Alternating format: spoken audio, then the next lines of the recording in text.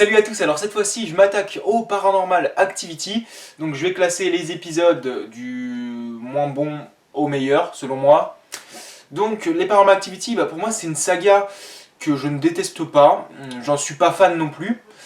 Disons que c'est plutôt nostalgique parce que ça me fait rappeler quand même la période au collège où elle faisait beaucoup parler d'elle.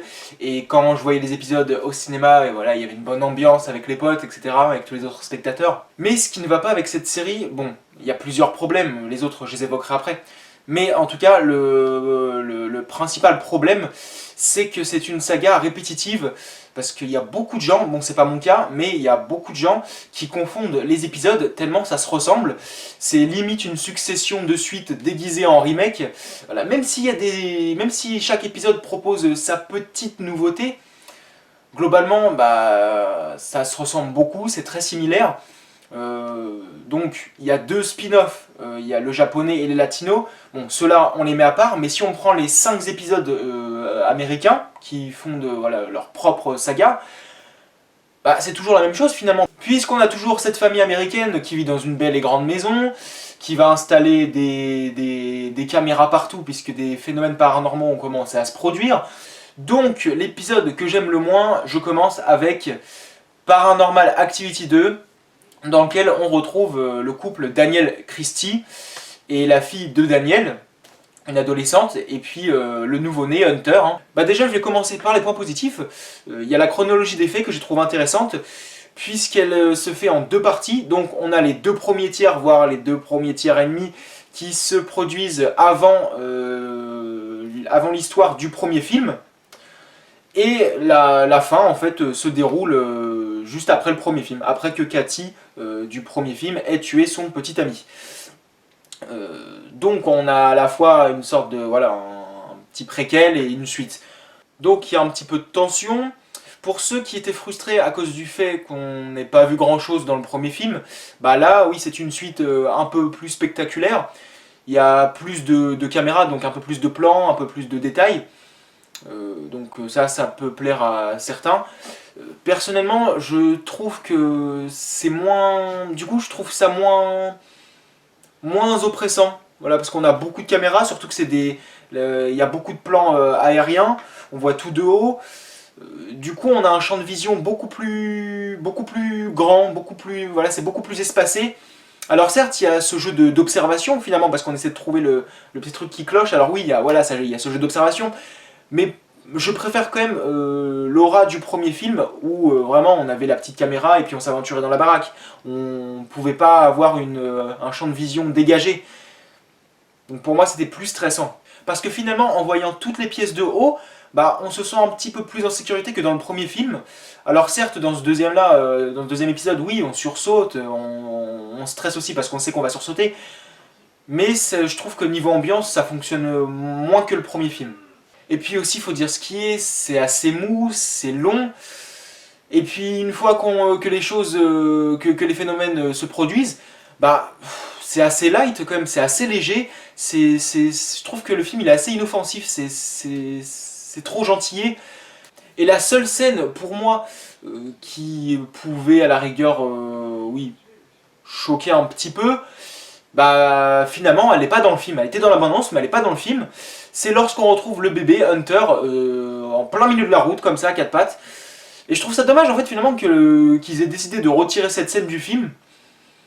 Je sais pas, peut-être qu'ils avaient peur de choquer, d'aller plus loin. Et finalement les phénomènes paranormaux ça se résume à quoi? Une personne qui se fait traîner dans les escaliers, et encore voilà c'est pas si brutal que ça. Des événements aussi que j'ai trouvé quand même un peu ridicules. Dans Scary Movie 5, on pouvait comprendre, ça fonctionnait. Mais là, pour un film qui se prend au sérieux, je trouve que faire tomber des casseroles, ou alors faire bouillir l'eau d'un jacuzzi, et même il y a le personnage qui en ressort, et finalement en fait il a juste la peau un petit peu rouge, mais il n'y a rien de grave, de choquant, de répugnant. Voilà, tout ça pour ça. Donc je passe à l'épisode auquel j'ai attribué la 6ème place, et c'est le premier Paranormal Activity, dans lequel on fait la connaissance du couple Cathy et Micah, qui suspectent leur maison d'être hantée par un esprit démoniaque. Déjà, c'est un film, voilà, bon, c'est de la pure nostalgie. On en parlait tout le temps au collège, etc. Et puis j'étais très curieux à l'idée de le voir. Et puis bon, à l'époque, voilà, c'est un film qui avait son style. Alors oui, il y avait déjà eu des fan footage avant, hein. Un an avant au ciné, il y avait Rec. Puis 10 ans avant, il y avait le projet Blair Witch. Voilà, bon, il y avait tout, voilà, tout un tas d'œuvres. Mais Paranormal Activity, quand même, voilà, visuellement, voilà, c'était intéressant. Il y avait quelques moments angoissants. Et puis voilà, c'était pas too much au niveau de l'action. Donc c'est ça qui était quand même aussi un peu réaliste. Et puis il y a la dernière scène qui essaie de relever le niveau, voilà, qui fait sursauter. Puis voilà, un petit moment de tension, de frisson. Mais à part ça, bah, c'est un film qui est vachement mou. Voilà, pour moi, c'est un mix du projet Blair Witch et d'Open Water. Et malheureusement, bah, on est très loin du projet Blair Witch. Où dans ce film, bah, dans le projet Blair Witch, il y avait quand même une ambiance qui était sacrément réussie. Il y avait ce malaise. Il y avait ces images qui n'étaient pas super nettes. Et du coup, on se demandait ce qu'on devait voir finalement. Même au niveau des sons, des bruits. Voilà, il y avait des événements, c'était assez étrange, voilà, c'était ambigu parce qu'on savait pas vraiment si c'était du surnaturel ou si c'était juste un imitateur qui imitait la sorcière de Blair, etc. Voilà, il y avait vraiment ce malaise. Alors que dans le Paranormal Activity, bah, finalement on est plus proche d'Open Water, parce qu'Open Water j'ai détesté. Et là, bah, Paranormal Activity, voilà, c'est pas un film que j'ai détesté, mais j'ai trouvé quand même moyen, même si voilà, ça relève de la nostalgie. Mais voilà quoi, je me suis un peu fait chier, et puis voilà, je trouve que les événements ils arrivent tard, ou alors c'est juste, allez, une petite porte qui bouge de 3 cm. Voilà, comme je disais, oui, je l'ai bien dit, les effets visuels sont pas too much, du coup ce qui relève un peu du réalisme. Mais ils auraient pu faire autre chose, mais là franchement, voilà, bon, c'est qu'une porte qui bouge de 3 cm, ou alors un drap qui, c'est bon, ça bouge, c'est tout. Je trouve que, enfin voilà, avec les deux premiers Paranormal Activity, on est un peu loin de l'époque, voilà, des années 80 ou des années 70, où quand même le démon faisait quand même un peu plus de choses, où c'était vraiment démoniaque, mais sans non plus, sans provoquer non plus des explosions de baraque ou alors un personnage qui se fait écarteler dans le vide. Non, on n'allait pas jusque là non plus, mais c'était quand même démoniaque. Là, bon. Voilà, j'avais plus l'impression que c'était un démon qui taquinait une petite dans sa chemise de nuit, quoi. Mais bon, il n'y avait rien de vraiment démoniaque, une petite morsure, et puis bon, on lui tire un peu les cheveux, on la fait traîner un tout petit peu par terre, et puis c'est bon, ça y est.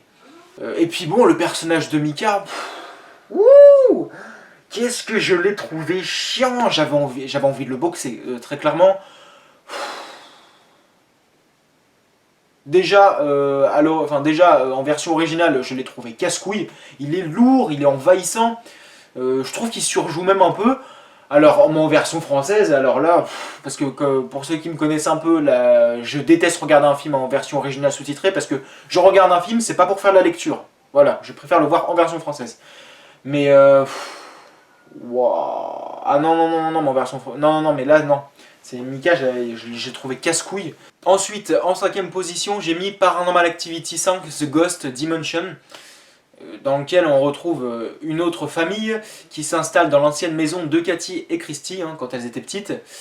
Et en fait, le père de famille découvre une ancienne caméra et en filmant avec, il va s'apercevoir qu'il y a une sorte de présence et en fait, c'est un ancien démon. Et donc, leur petite fille, hein, Leila, est en danger. Bah déjà, visuellement, je trouve qu'on a là quelque chose d'intéressant. Le fait de voir cette fameuse entité dans la pièce lorsque les personnages se mettent à filmer avec la vieille caméra, on l'aperçoit dans la pièce. Et visuellement, oui, voilà, c'est comme des particules, ça flotte et tout. Et quand on se met à traverser cette entité, et bah, au niveau du son, on a l'impression d'être sous l'eau. Voilà, c'est intéressant, même quand cette entité se colle au plafond, voilà, c'est comme une sorte de blob, mais comme s'il était constitué de nuages. Enfin, c'est assez étrange. Ou même quand cette entité décide vraiment de se montrer, on dirait une sorte d'arbre noir. Enfin, c'est intéressant. Au niveau de l'histoire, il y avait un élément qui m'avait quand même bien plu.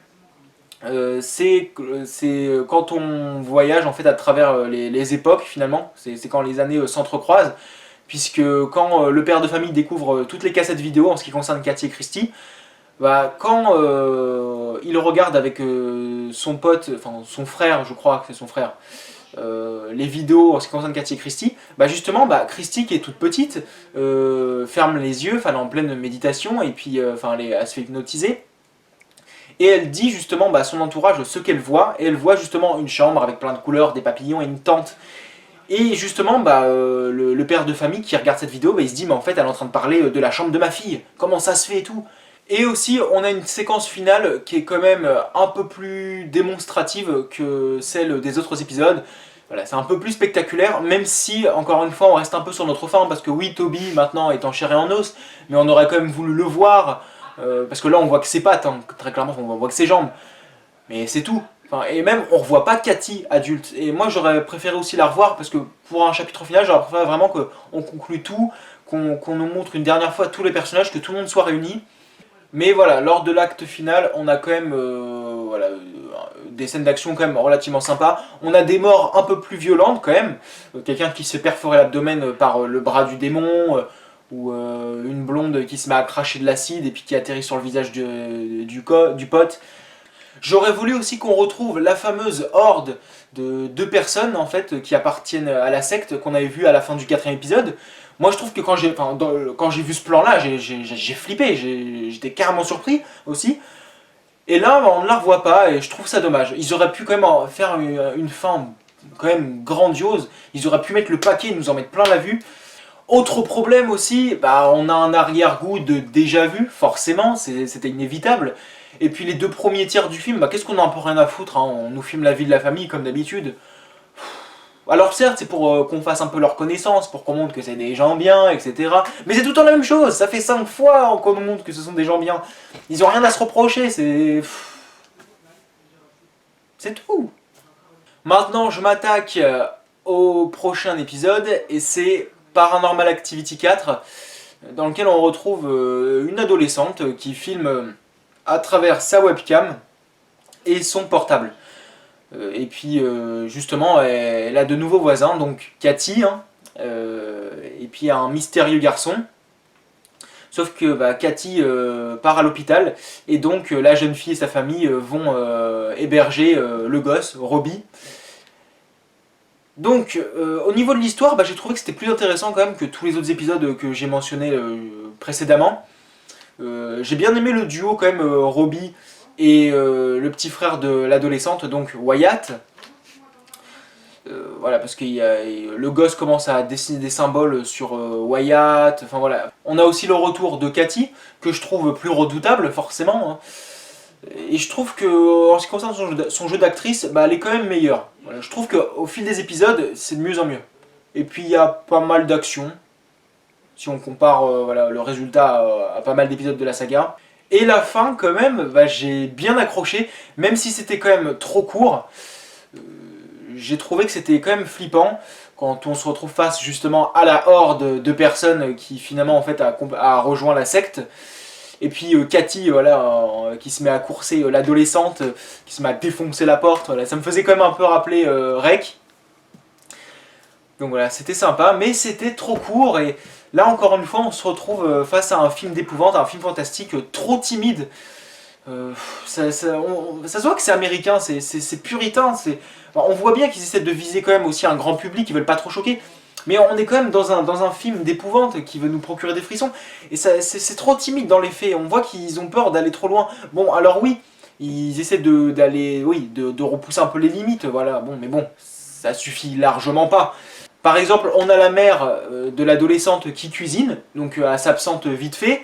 On a le couteau qui se barre en haut, donc on suppose qu'il s'est collé au plafond ou je sais pas. Et donc la mère revient, elle voit qu'il n'y a plus le couteau. Et donc avec mes potes, on s'est dit oh, elle va se faire poignarder, je sais pas quoi. Finalement non, elle pense qu'elle perd la boule, donc du coup elle reprend notre couteau. Donc elle termine sa petite séance de cuisine. On a le père qui se réveille en pleine nuit, qui se rend dans la cuisine, et là on s'est dit finalement c'est peut-être lui qui va se faire poignarder. Et finalement non, hein, le couteau attend que que le père se barre pour retourner à sa place sur la table. Et le père qui est complètement choqué, il fait mais qu'est-ce qui se passe? Mais alors, enfin, à quoi ça a servi? Enfin, Toby ou qui que tu sois, enfin, dis-moi à quoi ça a servi le fait que t'aies fait bouger un couteau, c'est pour poignarder personne. Enfin, oui, donc mon petit amour pour le sang, voilà, se manifeste. Mais même à ce moment-là, bah, si c'est pas pour mettre du sang dans l'épisode, bah, pourquoi est-ce que vous avez fait bouger un couteau? Pourquoi est-ce que vous l'avez fait flotter? Si c'est pour poignarder personne finalement, enfin, ça sert à rien. Il y a vraiment cette peur de choquer, et c'est là que c'est là aussi que je veux en venir. Donc comme j'ai dit tout à l'heure, voilà, c'est Paranormal Activity, même si voilà, au-delà du fait qu'elle se montre assez répétitive, mais c'est une saga qui est trop timide, qui a trop peur, trop grand public. Et pourtant, bah, y a des éléments, bah, fallait pas les mettre dans les films si c'est finalement pour pas aller plus loin. Ensuite, en troisième place, j'ai mis Paranormal Activity Tokyo Night. Et là, on entre vraiment dans le domaine des meilleurs épisodes de la saga. Là, on entre dans le bon. Et on fait la connaissance d'une jeune femme qui retourne chez elle au Japon, mais qui se retrouve dans un fauteuil roulant suite à un grave accident de voiture, lorsqu'elle était aux États-Unis. Et donc, bah, vu que son père part voilà, en voyage d'affaires, bah, c'est son grand frère en fait qui va s'occuper d'elle. Sauf que les deux jeunes gens vont suspecter leur baraque d'être hantée par une entité démoniaque. Donc ils vont mettre des caméras dans leur chambre. Alors, bah, suite forcément au succès du premier épisode américain, voilà, les Japonais ont décidé de faire leur Paranormal Activity à leur sauce. Et bah finalement, bah, pour moi, il est largement supérieur au film d'Oren Pillai, je sais pas comment on prononce. Bah, pour moi, il a pas à rougir face à ce film. Parce que je trouve que les Japonais, quand même, en termes de trouille, ils sont meilleurs que les Américains, notamment quand il s'agit d'esprit. Et puis justement, bah, les Japonais là-bas, voilà, ils y croient très très très fortement aux manifestations paranormales. Donc je trouve que voilà, bon, l'histoire, quand on entre dans le vif du sujet, je trouve que c'est plus crédible. En termes d'ambiance, je trouve que ça fonctionne beaucoup mieux. Et en ce qui concerne bah, l'habitation des personnages, bah, on a un petit appart, une petite maison. Donc ce qui fait que bah, on a affaire à des personnages de classe sociale moyenne. Voilà. Ce sont des gens modestes. Et je trouve que c'est plus réaliste, on s'identifie beaucoup plus à eux, enfin pour la plupart, enfin pour certains d'entre nous, enfin personnellement moi je m'identifie à eux. Et donc ça fait du bien de voir autre chose que des gens voilà, qui vivent limite dans des palaces. Et donc leur baraque, bah, je la trouve aussi un peu plus sombre. Voilà, il y a vraiment, voilà, on a une ambiance plus sombre et donc plus étouffante. Et aussi donc on retrouve souvent cette caméra portée à l'épaule, comme dans le premier film. Et donc comme je disais, c'est plus angoissant, c'est plus oppressant. Et contrairement à tous les autres épisodes que j'ai mentionnés, on entre très vite dans le vif du sujet. Il se passe déjà des choses au bout d'une dizaine de minutes, quand même. Mais pourtant, on n'est pas dans le too much au niveau de l'action, au niveau du spectacle, parce que de toute façon, les Asiatiques, enfin surtout les Japonais, eux, ils sont quand même calmes, posés, lorsqu'il s'agit d'un film fantastique. Voilà. On nous en montre pas beaucoup, mais ils essaient quand même d'entrer assez vite dans l'histoire. Et puis, je trouve ça plus angoissant, le fait de voir une femme paraplégique qui a les deux jambes dans le plâtre, en train de se lever en pleine nuit, donc forcément elle n'est pas censée se mettre debout. Et en fait, bah, du coup, c'est le démon qui la possède et il la force à marcher, donc on sent un petit peu que ça craque. Mais donc voilà, je trouve ça plus terrifiant de voir une femme qui n'est pas censée se lever comme ça. Et ce qui est intéressant aussi, je ne l'avais pas vu venir, c'est que cet épisode est quand même une seconde suite directe au premier film. Puisque si la jeune femme est dans un fauteuil roulant, c'est parce qu'elle a écrasé Cathy lorsqu'elle était aux États-Unis. Et donc la malédiction bah, c'est rabattu sur elle. Et donc ce qui fait que vous avez deux chemins en ce qui concerne la saga Paranormal Activity. Vous avez la voie japonaise, donc vous devez simplement voir le premier film américain et le film japonais, ou alors si vous voulez plutôt emprunter la voie américaine, donc avec tous les épisodes qu'on a vus. Et force est de constater qu'en voyant les personnages en train de bouffer du poisson à longueur de temps, bah ça donne faim. Faudrait que voilà, je me commande du chinois, du japonais à emporter, et que je me le tape voilà, en voyant ce film pour être dans l'ambiance. Maintenant, avant-dernier épisode, soit c'est Paranormal Activity 3 ou Paranormal Activity The Marked Ones. Et c'est Paranormal Activity 3, dans lequel on retrouve Cathy et Christy, petites. Donc on se retrouve en 88, je crois. Et donc voilà, hein, les premiers phénomènes paranormaux. Alors cet épisode-là, oh là là là là. C'était drôle. J'ai passé un sacré bon moment. C'était vraiment du bon divertissement. Les attaques, les dialogues, enfin je sais pas, c'était drôle. Par exemple, en ce qui concerne les phénomènes surnaturels, quand on a Toby invisible qui s'attaque à la petite Cathy, voilà, j'étais mort de rire avec les autres personnes dans la salle, tous les spectateurs, enfin bon, on s'est tapé des barres. Quand Toby il soulève Cathy par la tignasse, ou quand elle se met à quatre pattes en train de fuir Toby, mais en fait, elle veut se cacher derrière sa petite sœur, mais en fait Toby dégage le lit, les meubles et tout, il fait tout voler. Elle est traumatisée la gamine, enfin voilà, voilà, c'était vraiment le bon vieux temps. Et puis aussi Cathy, encore une fois, encore elle, qui casse les couilles à tout le monde avec son jeu de Bloody Mary. Quand elle le fait avec une connaissance de son beau-père, et puis qu'ils sont tous les deux attaqués par Toby après avoir invoqué 3 fois Bloody Mary, elle est morte de peur et puis elle se met à crier ouais, je veux plus jouer à ça, c'est fini, machin. Enfin, je sais pas, c'était marrant. Et puis la relation qu'a Christy et puis Toby, voilà, ça fait quand même rappeler le poltergeist de Toby Hooper. Et donc Paranormal Activity, c'est une bouffée d'air frais dans cette saga. Du moins dans la saga américaine, donc constituée des 5 épisodes. Donc pour moi, dans cette saga américaine, cet épisode-là, c'est le meilleur, parce qu'il s'assume, c'est décomplexé, c'est fun, il s'assume comme un vrai divertissement. Et même aussi, il y a d'autres phénomènes paranormaux, donc le coup de Gasper sous le drap, voilà, c'était plutôt rigolo. Ou même quand la mère se retrouve dans la cuisine et puis qu'il n'y a plus rien dans la cuisine, mais en fait tout l'immeuble est au plafond et tout tombe. Voilà, on sent qu'il y avait cette envie de nous faire rire. Enfin, voilà, j'ai passé un bon moment. Au niveau de l'histoire, il n'y a rien d'exceptionnel. Bon, j'ai trouvé ça quand même intéressant, le fait que Toby essaie de convaincre la petite Christy de convaincre sa famille de se rendre chez la grand-mère, qui est une vraie salope finalement, voilà, cette secte de sorcières. Et puis donc du coup la fin aussi, elle est vraiment très bonne. La fin, comme ça. C'est pas la meilleure de la saga, mais c'était bien tendu, assez creepy. Mais j'aurais quand même voulu voir une possible version alternative de cet épisode, parce que ceux qui ont vu les bandes annonces comme moi, on a l'impression d'avoir vu la bande annonce d'un autre film. Parce que, allez, 70% des images qu'on a vues, elles n'étaient pas dans le film, et y compris dans les scènes coupées, parce que moi j'ai le Blu-ray qui contient la version longue, et finalement, non, on retrouve rien.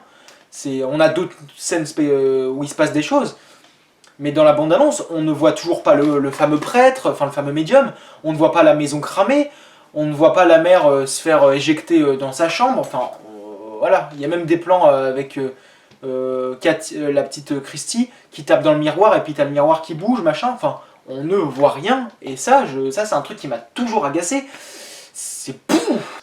Et donc le classement touche à sa fin avec le meilleur film de l'univers Paranormal Activity, The Marked Ones, dans lequel on retrouve Jess, un ado, qui entend des bruits suspects dans l'appart de sa voisine.